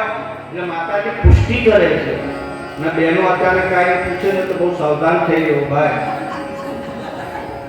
સાહેબ બેન એવું કહે ને કે મારે એક વાત કરવી છે, એટલે આપણા કામ એન્ટીના વધે જાય કે આ એક વાત ના હોય, એક વાત થી તો શરૂઆત થાય એમ તો ત્યાં કાંઈ ખબર નહીં. એટલે ભગવાન સાવધાન થઈ ગયા. ભગવાને કીધું કે બોલો શું કામ છે? એટલે મારા ખરેખર તમને કશું ખબર નથી. ભગવાન કે નથી ખબર, તમે પૂછશો તો ખબર પડશે કે તમારે શું જાણવું છે. તો કે હું પૂછું છું કે મારા પિતાજી ત્યાં યજ્ઞ છે, તમને જાણ છે, આપણને નિમંત્રણ મળ્યું છે કે તમે ભૂલી ગયા મને કહેવાનું. એટલે ભગવાન શંકર બે ત્રણ વખત માતાજીએ પ્રશ્ન પૂછ્યો. ભગવાન ટાળતા હતા કે આ પ્રશ્ન ગમે તેમ કરીને ટળી જાય તો સારી વાત છે, પણ માતાજીએ જીદ પકડી છે. સ્ત્રી હટ, રાજ હટ, યોગી હટ અને બાળ હટ. આ ત્યારે ત્યાં જો હટ પર જાય ને પછી કોઈનું માને નહીં. ભગવાન કીધું કે હટને ક્યાં પૂછ્યા? ભગવાન ના પહોંચી વળત પછી હરી હરી. એટલે ભગવાને કીધું કે ના દેવી, કોઈ આમંત્રણ નથી. પછી ભગવાન મહાદેવ શંકર કહે છે કે જો આપણને આમંત્રણ મળ્યું નથી અને ત્યાં આમંત્રણ ન મળે ત્યાં ન જવું જોઈએ. આવ નહીં, આદર નહીં, નહીં નહીં, આવ નહીં, આદર નહીં, નહીં નહીં, તુલસી મત ગરજાઈએ, ભલે કંચન બનશે નહીં, ભલે ને ત્યાં સોનાનો વરસાદ કેમ ન થતો હોય, પરંતુ તમારે ત્યાં જવું જોઈએ નહીં. પરંતુ મારું મન માનતું નથી. અને કોઈ પણ સ્ત્રી હોય, ભલે ને લક્ષ્મીમાંથી 80 વર્ષનો થાય, પણ પિયરમાં જવાનું થાય તો કેવો આનંદ આવે. પિયર શબ્દ જેવું છે, સૌ કોઈ પિયરિયામાં જાય. એટલે ભગવાન શંકર સમજી ગયા કે હવે આ વાત બને એમ નથી. એટલે માતાએ જીદ લીધી કે મારે તો કંથલ જવું જ છે. એટલે ભગવાન શંકર એમના ગણોને કહ્યું કે જાઓ, તમે માતાજી જોડે જાઓ, એમની સેવામાં રહેજો. માતા સતી કંથલ ક્ષેત્રમાં આવ્યા છે, ત્યાં દક્ષ પ્રજાપતિએ બહુ મોટા યજ્ઞનો પ્રારંભ કર્યો હતો. આ યજ્ઞની પૂર્વ ભૂમિકા એમ હતી કે એક દિવસ સભા ભરીને દેવો બેઠા હતા અને દક્ષ પ્રજાપતિ અધિપતિ તરીકે પ્રજાપતિ કહેવાય. એ આગળ સભાનો નિયમ છે કે સભાપતિ આવે, કોઈ સંત આવે, કોઈ ગુરુ મહારાજ આવે તો આખી સભાએ ઊભા થઈ અને એનું અભિવાદન કરવું. આ આપણી બધી પરંપરા છે. અને સ્ટેન્ડિંગ શું કહે છે? ઊભા થઈને સન્માન કરવું. ઇંગ્લિશમાં શું કહે છે? કેમ કે આ લોકોને સંસ્કૃતના શબ્દ ખબર પડતા નથી. સ્ટેન્ડિંગ એવિએશન કોર્પોરેશન માટે ખબર પડે કે અમે સ્ટેન્ડિંગ એવિએશન એટલે કે ઊભા થઈને સન્માન કરવું. આપણી બધી પ્રથા છે, કશું નવું નહીં ભાઈ. આપણી જ વસ્તુઓને એમના લેબલ મારી અને ચરકાટ સાથે આપણને પાછું આપે અને આપણે બધું ભૂલી ગયા. આપણને ભૂલાઈ દીધું. 1000 વર્ષ સુધી ગુલામ બનાયા, મારીને કહેવાય ને કે બધું ભૂલાઈ દીધું છે. બધી સંસ્કૃતિ ભૂલાઈ દીધી. તમારા પુસ્તકો લઈ ગયા, બધું જ લઈ ગયા. તમારા પાસે કશું રાખ્યું નથી. હવે જે શીખવાડે તમારે શીખવાનું. એટલે ભગવાન શંકર, રુદ્ર, મહાદેવ એ ઉભા ન થયા અને એ પટદેવ કહેવાય, જેથી ઉભા ન થઈ શકે પદની ગરિમા પ્રમાણે. પણ દક્ષ પ્રજાપતિ એ વાતને ન સમજી શક્યો અને એને મનમાં ઠાણી લીધું કે મારો અપમાન થયું છે અને બદલા લેવાની ભાવના સાથે આ યજ્ઞ કર્મનો પ્રારંભ કર્યો. અને જ્યાં સતી માતા યજ્ઞમાં પહોંચ્યા છે ત્યાં એમના પ્રભાવથી પ્રભાવિત થયેલા બ્રાહ્મણો, દેવોએ એમને બોલાયા નહીં. અને સતી માતાએ જોયું યજ્ઞમાં દ્રષ્ટિ કરી તો ક્યાંય ભગવાન શંકરનું સ્થાન દેખાય નહીં, રુદ્રનો ધર્મ ધ્વજ દેખાય નહીં. ધ્વજ અને પતાકામાં ખબર પડે. પતાકા કોને કહેવાય, ધ્વજ કોને કહેવાય, ધજા કોને કહેવાય, ચિહ્ન કોને કહેવાય, નિશાન કોને કહેવાય. કોઈ દિવસ સાંભળ્યું જ નહીં, તો આ પહેલી વાર તમારા મોઢે સાંભળીએ છીએ. ડંકો કોને કહેવાય? કુંભના મેળામાં જતો એટલે બધું ખબર પડશે. આ જાન્યુઆરીથી 2025માં પ્રયાગરાજમાં કુંભનો મેળો છે. જજો, જેની વ્યવસ્થા થાય તે જજો. તો તમને ત્યાં ધજાઈ જોવા મળશે, પતાકાય જોવા મળશે, ધ્વજાય જોવા મળશે, નિશાને જોવા મળશે, ડંકાય જોવા મળશે. તો ભગવાન શંકરનો ધર્મધ્વજ જોયો નહીં, વૃષભ ધ્વજ જોયો નહીં. ધર્મધ્વજ લંબચોરસ હોય. આપણા રાષ્ટ્રને શું કહીએ? રાષ્ટ્ર ધર્મ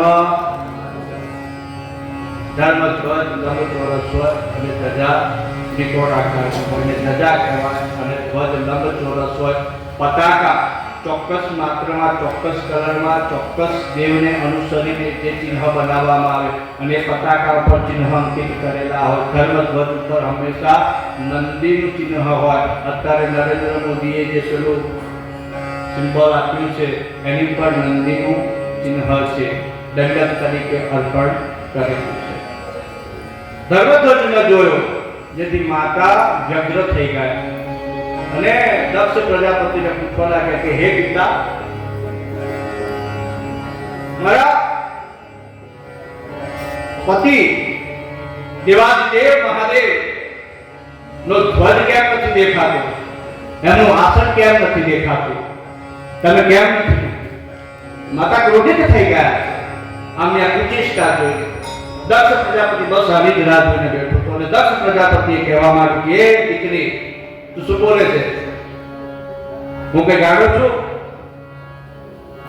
તારો પતિ અમંગળ વેશધારી છે, ભૂતો સાથે ફરનારો છે, સ્મશાનમાં રહેનારો છે અને મારી આ ભવ્ય સભામાં એને બોલાવી મારી સભાનું અપમાન કરવા નથી માંગતો.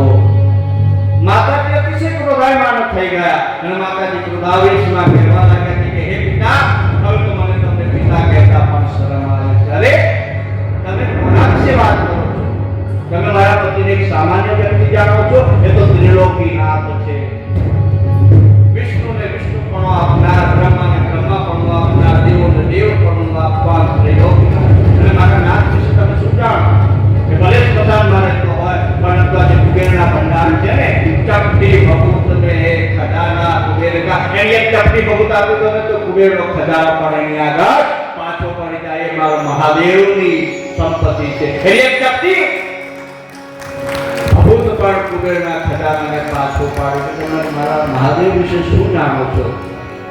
એને કોઈ લોભ નથી, મોહ નથી, એ તો ત્યાગની મૂર્તિ છે. તો એવું વિચારે છે કે મારો પરિવાર સુખી રહે, ભલે હું સ્મશાનમાં રહું, વિષ્ણુ વૈકુંઠમાં રહે. એ મારા પતિની મહાનતા છે. અને આમ કહેતા કહેતા સતી માતાએ ક્રોધાગ્નિ યોગાગ્નિ પ્રગટ કર્યો છે. અરે સતી માતાએ પોતાનો દેહ ત્યાં લઈ પામ્યો.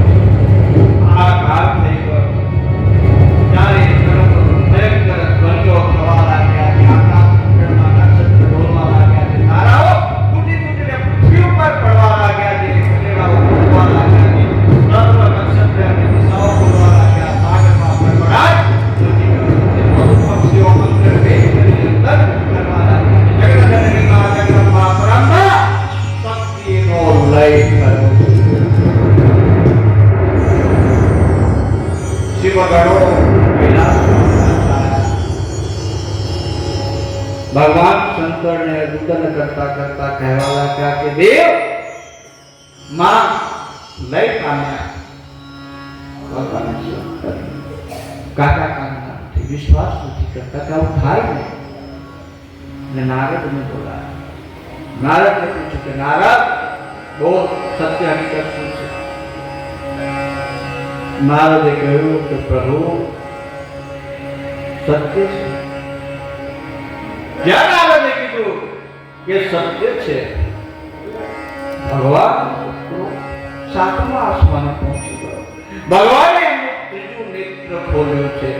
ત્રીજું નેત્ર ખોલી પોતાની જટા ખોલી નાખી અને જટાને શિલાના ઉત્તર ભાગમાં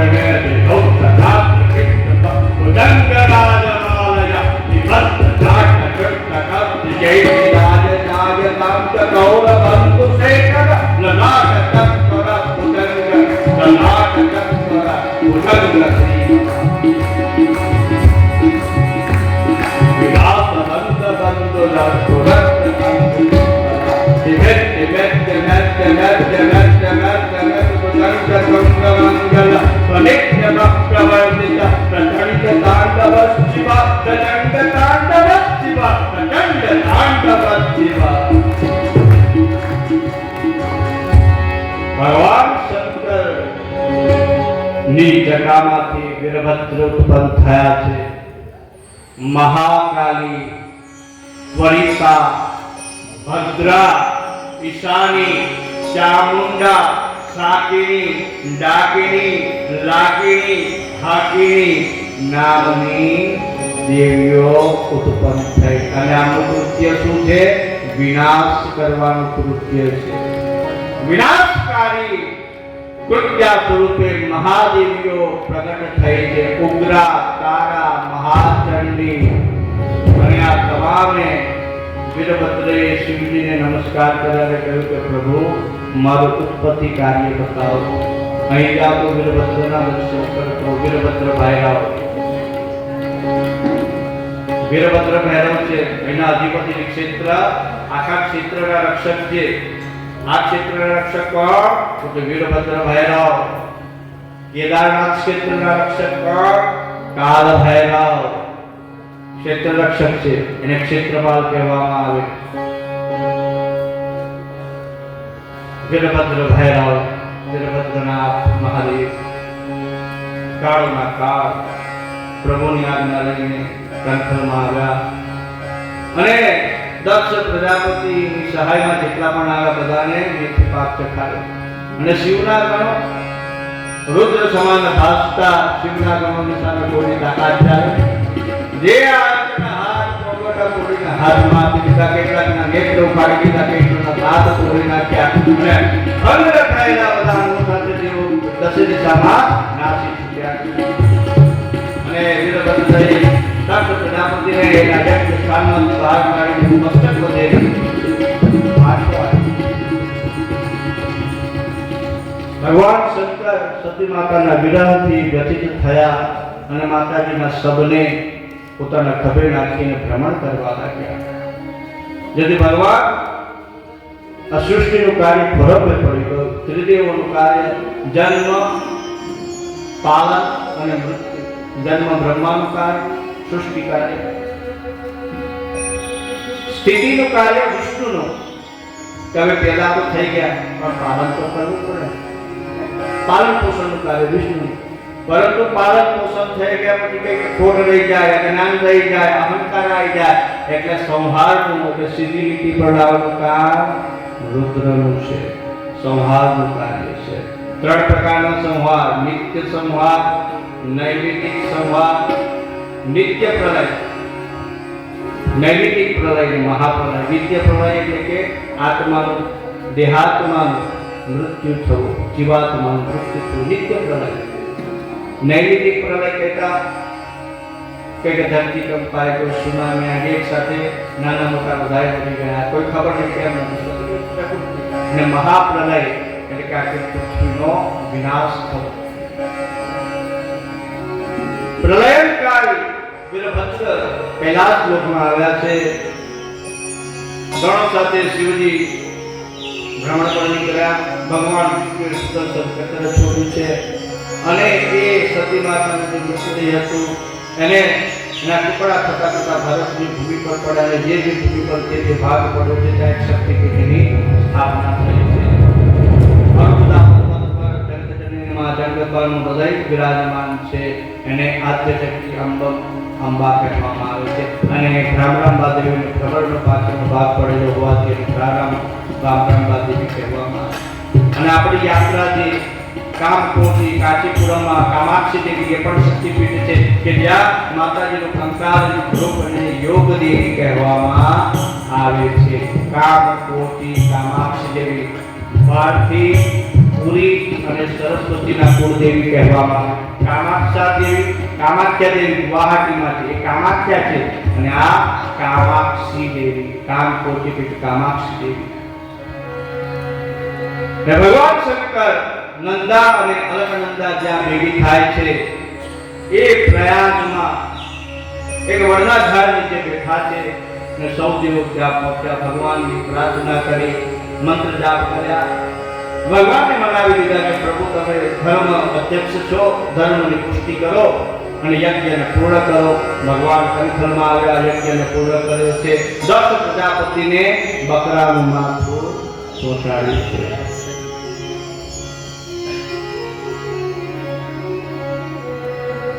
તમે જ્યાં હરિદ્વારમાં જાઓ તો 10 પ્રજાપતિની મૂર્તિ જોવા મળશે ને એવી જ મૂર્તિનું વિગ્રહ મેં જોયું સુરતમાં ઓલપાડમાં સિદ્ધનાથ મહાદેવ છે ને, સિદ્ધેશ્વર મહાદેવ.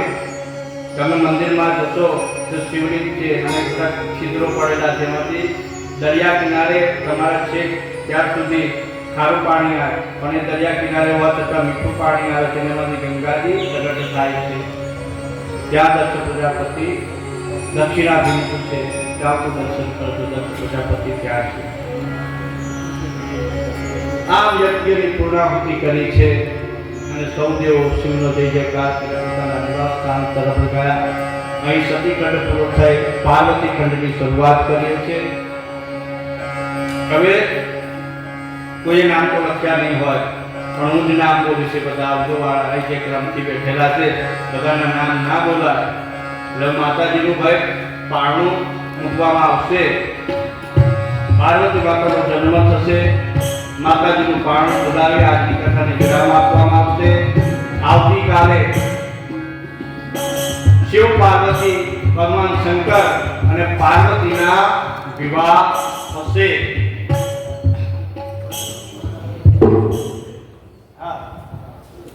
કઈ આગળ મૂકો એટલે ઉત્સવ કરતા ફાવે, કઈ આગળ મૂકી દો અને પછી હું કહું એટલે માતાજીની મૂર્તિ ત્યાં આગળ મસ્ત રાખી પછી પધરાવી દેજો. અને પહેલા હવે આ સૌભાગ્ય પ્રાપ્ત થવા જઈ રહ્યું છે. સૌથી પહેલું પારણું ઝુલાવવાનું, કારણ કે જે કાલે કન્યાદાન કરશે માતાજીના પિતા બનશે ને માતા બનશે, સૌથી પહેલું પારણું માતા પિતા ઝુલાવે ને. એટલે જયપ્રકાશભાઈ સુરતી અને ઈલાબેન સુરતી એમને નક્કી એવું કર્યું કે અમે કન્યાદાન કરીશું, અમે હિમાલયની મેના બનીશું. એટલે જયપ્રકાશભાઈ જ્યારે પણ એનાઉન્સમેન્ટ થાય તો અહીંયા આવી ગયા.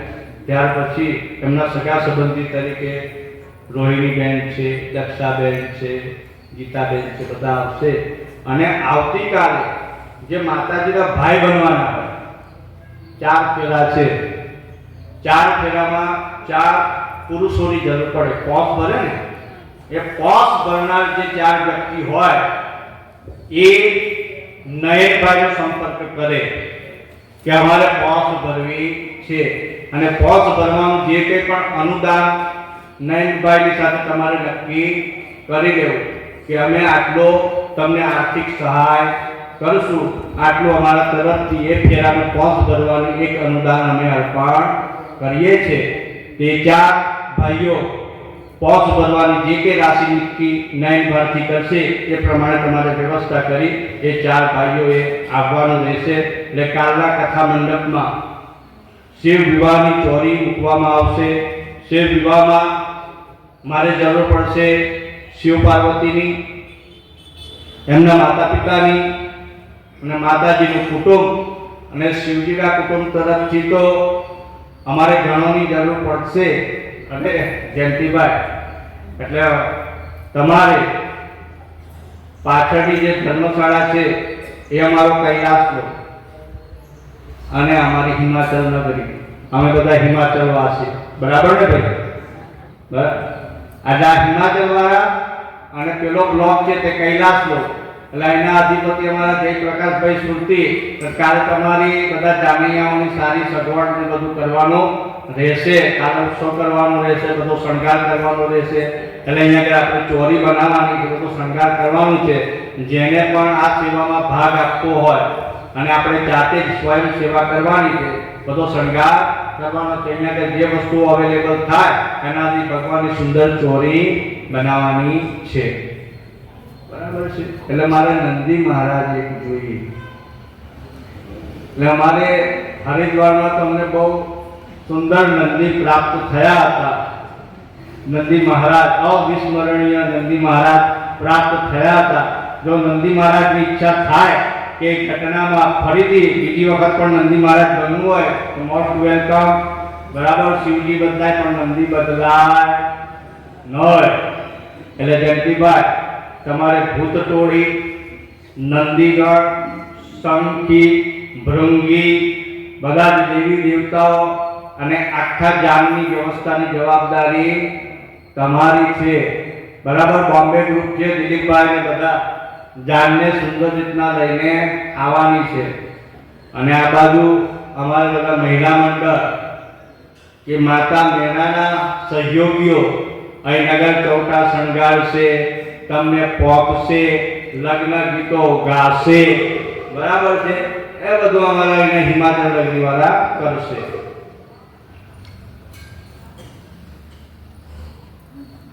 એટલે દેવોએ હિમાલયને પ્રાર્થના કરી કે હિમાલય, જ્યારે સતી માતા ત્યારે ત્યાં નિવાસ કરતા હતા ત્યારે માતાજીને મેના પર પુત્રી ભાવ ઉત્પન્ન થયો. અંત સમયે જ્યારે યોગાગ્નિમાં એમને દેહ ત્યાગ્યો ત્યારે એમને મેના દેવીનું સ્મરણ કર્યું હતું. અને મેના દેવીની ઉત્પત્તિની કથા પ્રમાણે મેના દેવી પિતૃઓના પુત્રી થાય છે. પિતૃ કહેવાય ને, પિતૃઓના પુત્રી મેના દેવી છે. એમના 3 દીકરી, 3 દીકરીઓ સ્વર્ગમાં સપ્ત ઋષિઓ આવ્યા, ઉઠ્યા નહીં, સનક સંકાદિક આવ્યા એટલે એમને શ્રાપિત કર્યા કે જાઓ તમે મૃત્યુલોકમાં જશો.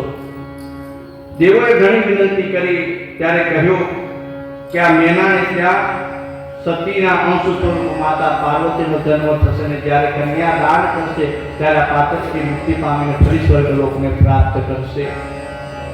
જનક રાજાને ત્યાં સીતા માતા થશે ને જ્યારે એમનું કન્યા દાન કરશે ત્યારે દ્વિતીય પુત્રી સ્વર્ગમાં આવશે. તૃતીય પુત્રી વૈશ્ય ભાનુને ત્યાં રાધા નામે પુત્રી થશે અને એ રાધાનું કન્યાદાન કરતા ગોલોકને પામશે. સમય જતા હિમાલયે માતાજીનું તપ કર્યું છે. માતાજી પ્રગટ થયા અને હિમાલયને વરદાન આપ્યું છે કે હિમાલય જા, હું તારે ત્યાં પુત્રી તરીકે અવતાર ધારણ કરીશ. અને શુભ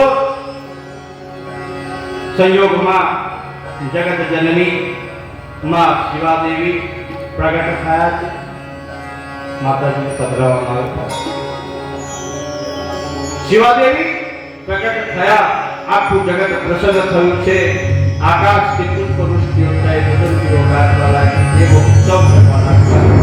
ચૈત્ર સુદ 9 મૃગશીર્ષ નક્ષત્રમાં મધ્ય રાત્રિએ જગતજનનીમાં માતાજીનો પ્રાદુર્ભાવ ગોપાલજી માત કી જય. જય હો, જય હો, જય જય હો, જય હો, જય હો, જય જય હો, જય. ભાઈ જય.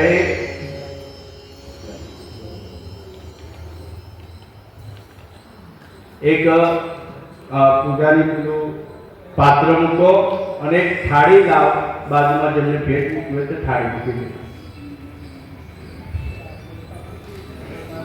હવે જય પ્રકાશભાઈ તમે અને ઈલાબેન આવી જાય.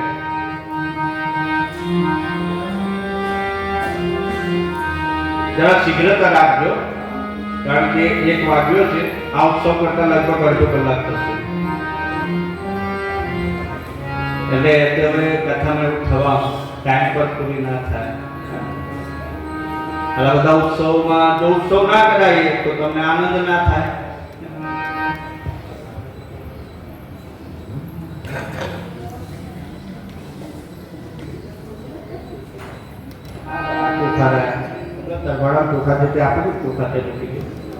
માતાજીને કંકુનો ચાંદલો કરવો, ચોખાના 4 દાણા મૂકવા અને યથાશક્તિ તમારી જે પણ સેવા હોય, બાજુમાં જે થાળી હોય એમાં તમારે જે કંઈ ભેટ મૂકી શકાય છે. અને જેને વ્યવસ્થા ના હોય તે આવીને હાથ પણ જોડી શકે, પણ બધા આવતો ખરા એનું કઈ શંકા ન રાખતા.